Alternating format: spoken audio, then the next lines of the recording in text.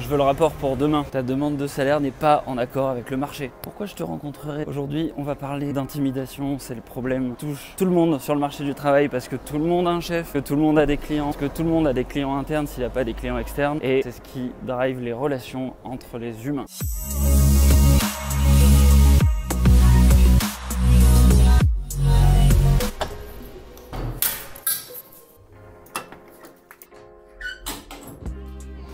Et oui, aujourd'hui on parle d'intimidation avec le livre de Robert Ringer qui s'intitule Winning Through Intimidation. Gagner grâce à l'intimidation. L'idée centrale de ce livre, c'est que dans toute transaction, qu'elle soit financière ou humaine, quand vous avez une notion un peu de négociation, c'est la personne qui a la posture la plus faible qui gagnera le moins et c'est la personne qui a la posture la plus forte qui gagnera le plus. Le deuxième élément, c'est que soit vous acceptez cette réalité et vous pouvez l'utiliser à votre avantage, soit vous préférez l'ignorer et ça jouera contre vous. Donc ensuite, il s'attaque d'abord à deux mythes. Le premier mythe, c'est la théorie de l'oncle George. La théorie de l'oncle George, c'est simplement que si vous travaillez de longues et difficiles heures, la seule chose qui va arriver, c'est que vous allez juste vieillir. La deuxième théorie à laquelle il s'attaque, c'est le conseil que tout le monde donne en disant ayez une attitude positive. Lui, ce qu'il dit, c'est que la seule chose que vous pouvez attendre en ayant une transaction, c'est que soit vous faites une erreur et ça sera de votre faute, soit il y a un nombre incroyable de facteurs externes qui peuvent faire que votre affaire ou votre transaction ne se fasse pas. Lui, ce qu'il suggère, c'est que vous en soyez conscient et que vous soyez préparé au mieux pour mettre toutes les chances de votre côté. Pour ça, le mieux, c'est de regarder votre expérience et de vous rendre compte de tous vos échecs et de vous dire, ok, quelle leçon je peux tirer de cet échec-là? À quel moment j'aurais pu faire autre chose pour pouvoir pallier ce problème, pour pouvoir éviter ce problème? Une fois qu'on a parlé des mythes qui régissent un peu le monde du travail, là, on va parler plutôt des théories d'intimidation. Donc, on retrouve l'idée principale du livre. Il y en a deux. C'est d'abord sur la réalité. La réalité n'est pas ce que vous souhaiterez qu'elle soit. Elle n'est pas ce qu'elle a l'air, mais elle est ce qu'elle est vraiment. Et soit vous acceptez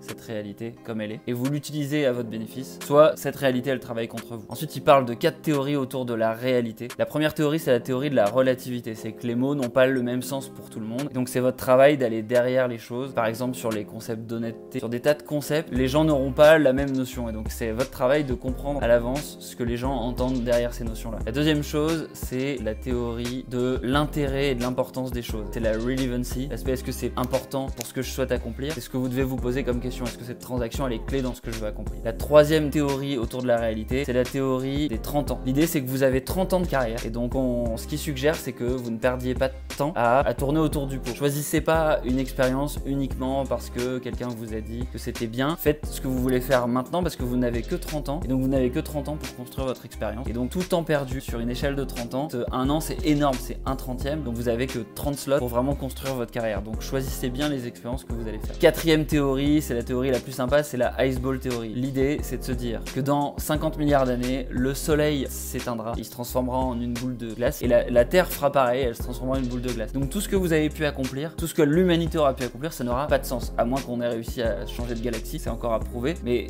l'idée, c'est de pas trop se prendre au sérieux, c'est de se dire que toutes les actions qu'on a, elles servent à progresser dans la vie. Voilà, il faut pas non plus se faire une montagne de tout et cette théorie, elle sert à avoir l'angle de l'éternité de Spinoza. Spinoza il faisait ça aussi, il suggérait par exemple que vous réfléchissiez à la place d'une fille, d'un enfant, d'un homme de Cro-Magnon qui est dans la vallée et qui voit une montagne et ça vous allez avoir une espèce de sentiment de déséquilibre en vous sentant un peu dans cette espèce de cosmos. Ça c'est extrêmement intéressant pour pouvoir se détacher un peu de la situation, être un peu stoïque par rapport à la situation et réduire un peu le stress, se dire ok, reprenons un peu de recul, tout va bien. Voilà, ensuite il y a des théories avancées et ça on va les voir plus tard dans une autre vidéo que tu trouveras ici quand elle sortira. Et en attendant, tu peux t'abonner à la chaîne YouTube en cliquant ici. Et si tu veux avoir plus de conseils, de méthodes, tu peux t'inscrire soit à ma liste email en description, tu recevras un email par jour avec un conseil applicable dans ton quotidien d'active worker. Ou alors tu peux aussi aller sur Udemy et découvrir mon cours sur la résolution de problèmes. Et tu trouves tout ça en description. Ciao!